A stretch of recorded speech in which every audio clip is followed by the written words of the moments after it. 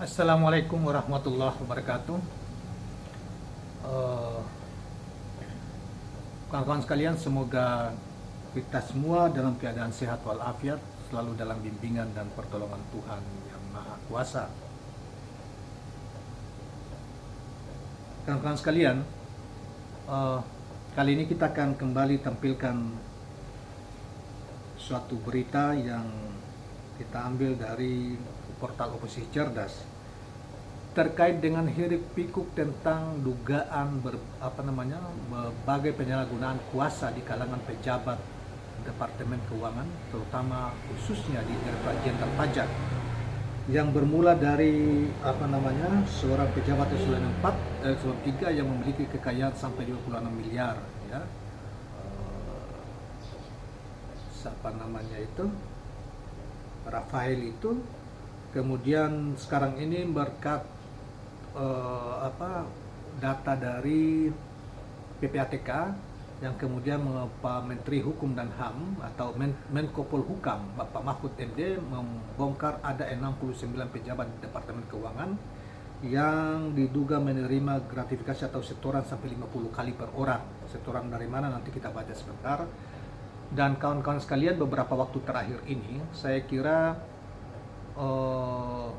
Menteri Keuangan seakan-akan tampil untuk membela yang lain gitu ya, membela pejabat-pejabatnya yang lain. Tetapi sesungguhnya salah satu pusat maling ya, koruptor itu di Direktorat Jenderal Pajak maupun di kalau Departemen Keuangan termasuk juga di Bea Cukai. Kita belum lagi bicara tentang koruptor di badan-badan yang lain, misalnya Kepolisian Negara, di TNI, di Departemen di PU misalnya, di Kemenko Marves misalnya, belum kita bicara yang lain. Seperti itu. Itu baru di lingkungan, belum lagi di BUMN yang luar biasa. Kalau itu berani dibuka, mungkin negara ini runtuh ya. Jadi saya kira ini tahap demi tahap. Dan dengan warning seperti itu dan kekerasan warning yang dilakukan oleh Pak Mahfud ini, saya kira banyak orang, terutama pejabat yang juga selama ini membukulkan terbiasa mengkorup uang rakyat di tempatnya masing-masing, itu akan dia berupaya untuk mulai menyembunyikan uang-uangnya dan lain sebagainya. Tetapi tidak apalah, karena ini sudah bongkar. Yang penting bisa uang pajak rakyat itu bisa nyaman di Direktoratnya, bisa relatif, bisa banyak, tidak banyak disalahgunakan di Direktorat Jenderal Pajak, tetapi bisa juga disalahgunakan di departemen-departemen yang lain ya. Nah, kawan-kawan sekalian, luar biasa Pak Mahfud MD coba membongkar persekongkolan persekongkolan untuk merampas uang negara atau uang rakyat kan melalui pajak ini. Dan saya kira sudah sekali, sebagaimana juga kita ketahui bahwa sebelumnya ternyata kita ketahui bahwa Pak Rafael ini ternyata ini bukan hanya memiliki kekayaan 56 miliar, tetapi dengan istrinya dan keluarganya, dengan mungkin ada badan usaha yang lain, itu sampai disita, ditutup rekening sampai yang berjumlah sekitar, rekening itu mengandung berisi sekitar 500-an miliar. Oleh PPATK menutupnya, itu luar biasa besarnya. Dan saya yakinnya bahwa uang itu mungkin bukan hanya milik Pak Mario, tetapi itu uang titipan dari berbagai pejabat yang ada di pajak itu. Pihak orang pajak dititip di situ, ya. Orang-orang pajak sendiri yang punya uang, mungkin ada petinggi di atas Pak Mario titipan di situ. Bisa saja juga ada Menteri Keuangan punya uang ada dalam situ, yang diolah, dicuci, seakan-akan ada bisnis dalam situ. Itulah pola-pola. Karena itu ketika awal-awal KPK mengatakan bahwa itu mobil Rubicon itu bukan mobilnya dia, mobil kakaknya, kemudian melepas nama itu bodohnya, kelihatan betul kebodohan KPK, atau KPK sengaja aja membiarkan, karena bahkan dia buat pernyataan bahwa ini bukan orang biasa. Nah itu kan mestinya langsung KPK langsung bertindak kalau mau berani, mau bongkar, bertindak mengusut seluruh dari titik masuknya itu, mengusut semuanya. Ini justru PPATK dan Menko Polhukam yang bongkar ini, kan memalukan KPK itu.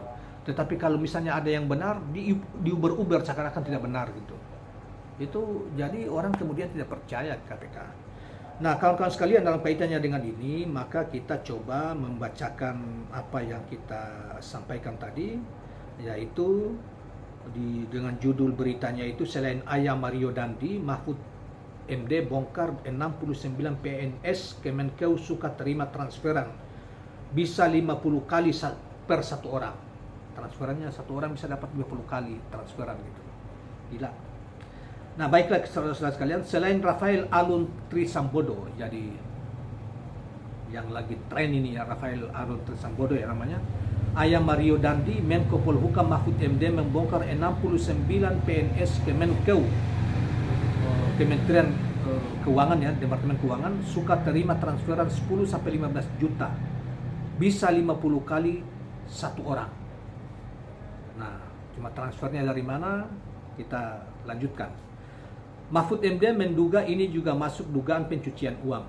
Mahfud mengaku sudah mengirimkan datanya ke Menteri Keuangan Sri Mulyani. Percuma kalau dikirim ke situ, karena ini kan bisa jadi Sri Mulyani juga dapat transferan lebih besar dari itu kok.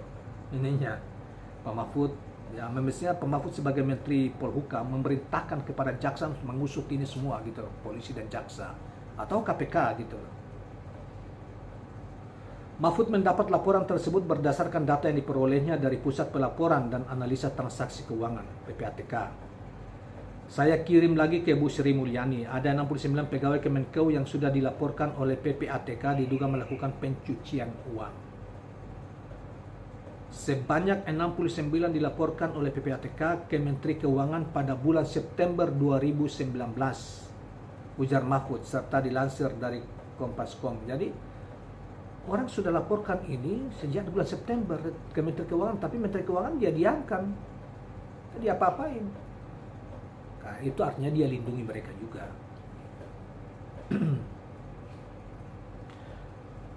Berdasarkan hasil analisis sementara, para pegawai atau PNS Kemenkeu itu melakukan transaksi dalam jumlah kecil tapi berulang kali.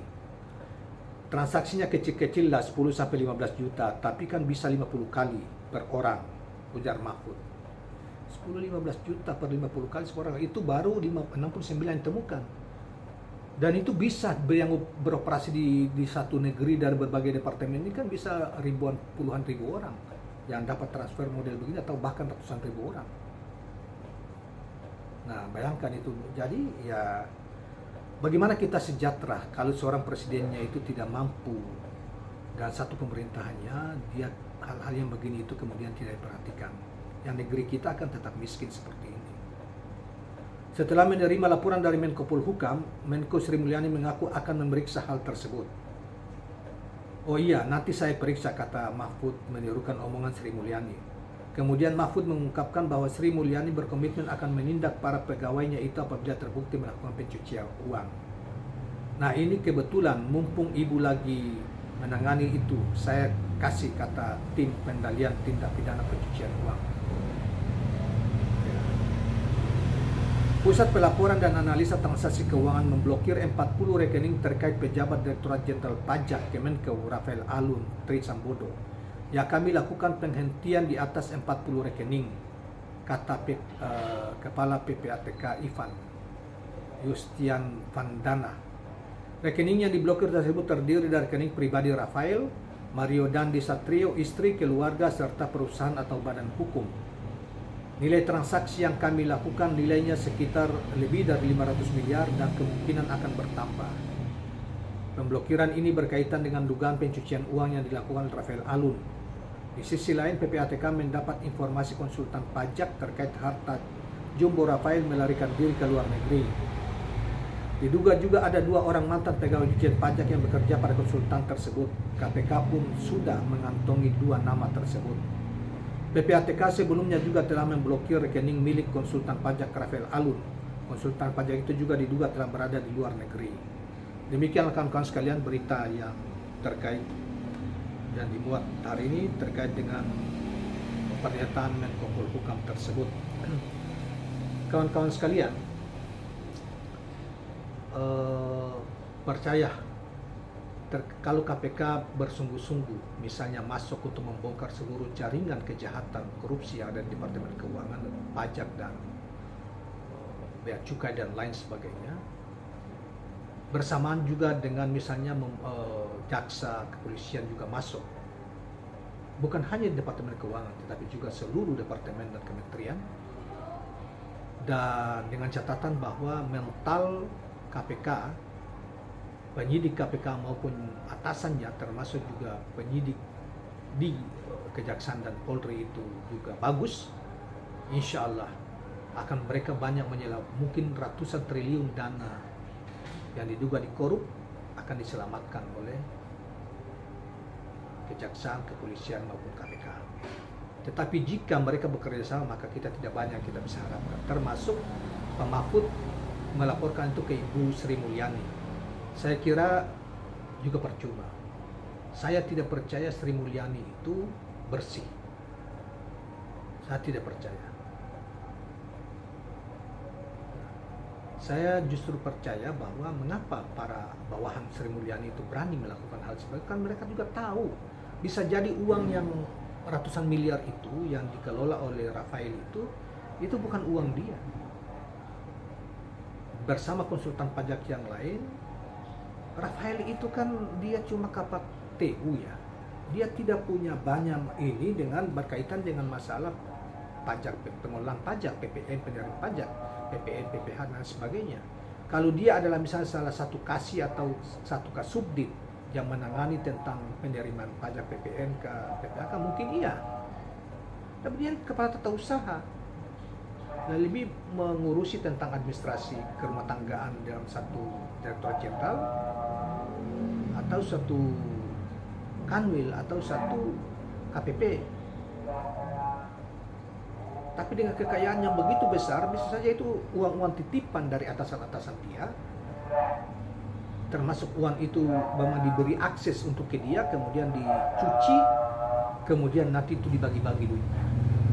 Termasuk Menteri Keuangan punya berapa, Dirjen Keuangan, Dirjen Pajak punya berapa, Direktur ini punya berapa, Kanwil ini punya berapa, pasti seperti itu. Tak mungkin. Nah, demikian juga di tempat-tempat yang lain.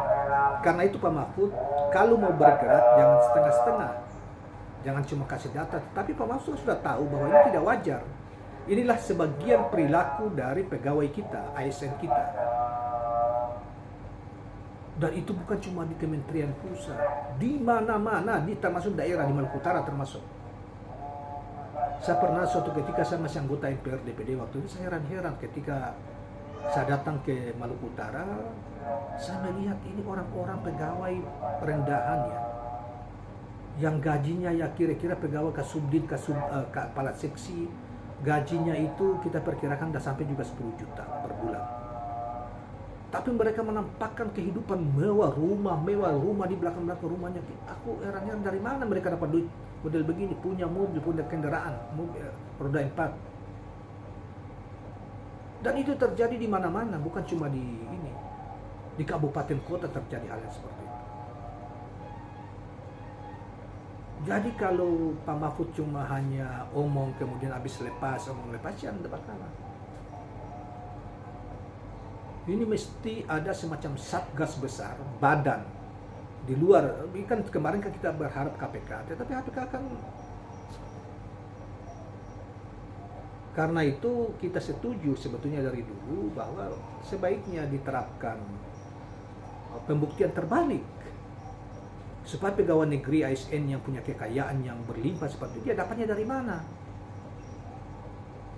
Gajinya sekian tapi kekayaannya berlimpah, melebihi para pengusaha-pengusaha gaya hidupnya. Sepanjang itu tidak tertangani secara sistematik dan kuat dan berkepanjangan, sulit. Apalagi prosesi politik kepala daerah sekarang ini juga membuat orang harus mengeluarkan duit berpuluh miliar untuk meraih sebuah jabatan kepala daerah, termasuk juga anggota DPR, DPRD dan lain sebagainya.